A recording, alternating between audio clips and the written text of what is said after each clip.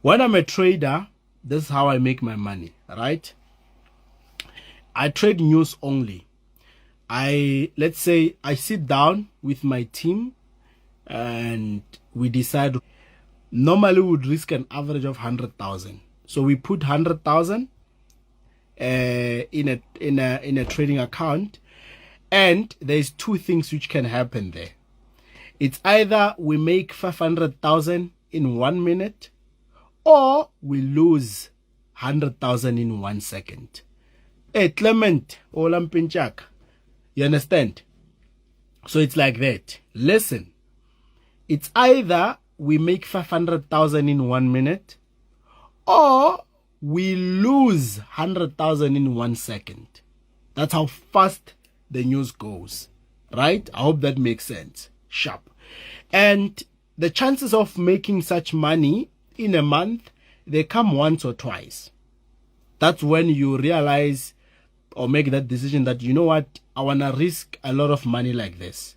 You understand? We don't just risk a lot of money on any particular trade. We sit down and analyze properly that this is worth it or not. Then any other normal event, that's when you put in like 10,000, 20,000, just playing around the market, right? But I'm talking about events which I know that I've got to make money for my bills from this particular trade. Therefore, I need to make 500,000. And in order for me to make 500,000, I need to put in 100,000. And then if I don't make that 500,000, I'm going to lose 100,000. It's quite painful to lose 100,000, trust me, right? Because it goes away like there was nothing, like boom, gone, just like that, sharp. So I used to do that, right? And then in like 3 months, you'd find that for the past 3 months, you've actually lost 600,000. You have decided that, okay, sharp, you're going to trade 2 times a month using 100K for each particular event. First month, you lose 200,000 trading twice. Second month, you lose another 200,000. That is 400,000. Third month, you lose another 200,000. That is 600,000. In 3 months, you've lost 600,000. You've got no income, right? Because let's be real. When you are a trader, there is no any other business which makes sense besides trading. They can tell you that you must buy properties, rent them out. There's no money there. I'm telling you. A house which you're going to buy for 1 million, you're going to rent it out for 9.9 or 10,000 rents. What is 10,000 to somebody like me? Nothing. You understand?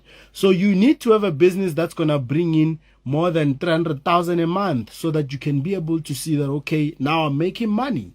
You understand? So it's difficult having that business besides the actual trading itself. And remember, with music, you can make money, but it works with a trend. Sometimes you don't even get bookings.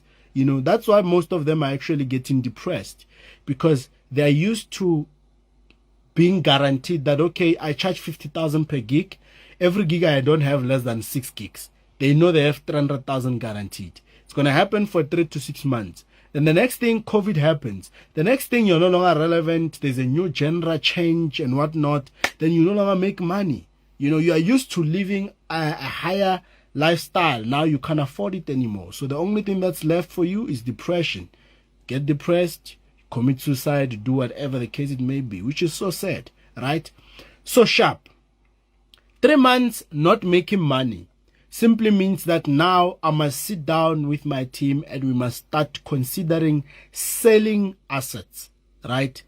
And the quickest asset to sell is not a house in the industry, it's a car.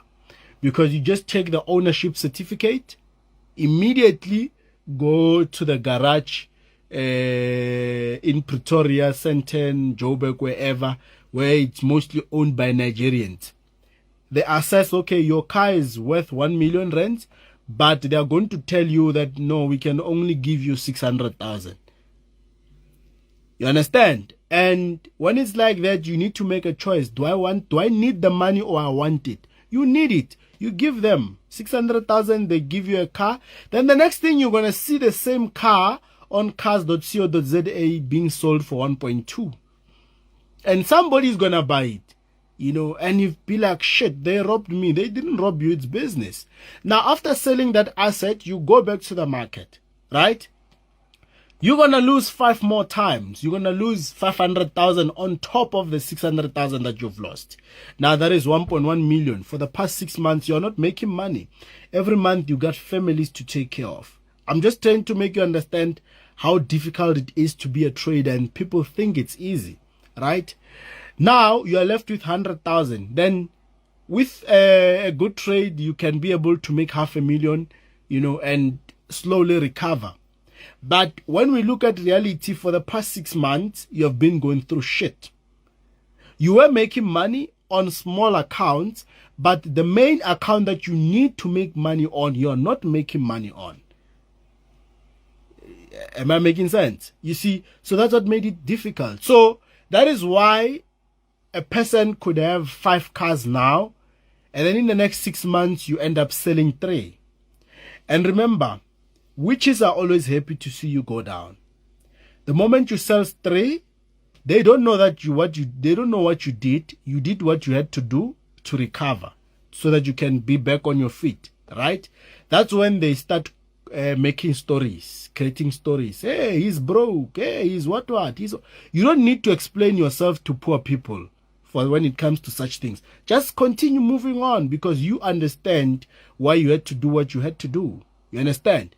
So to somebody from an outside world, it's more like, we knew it. He never had it. He never, because they don't know that you have been losing and then you had to sell. Because the moment you tell them that you're selling, they're going to rejoice. They're going to go to the sangomas that have been trying to bewitch you, to go tell them that now he's at his lowest. Finish him off.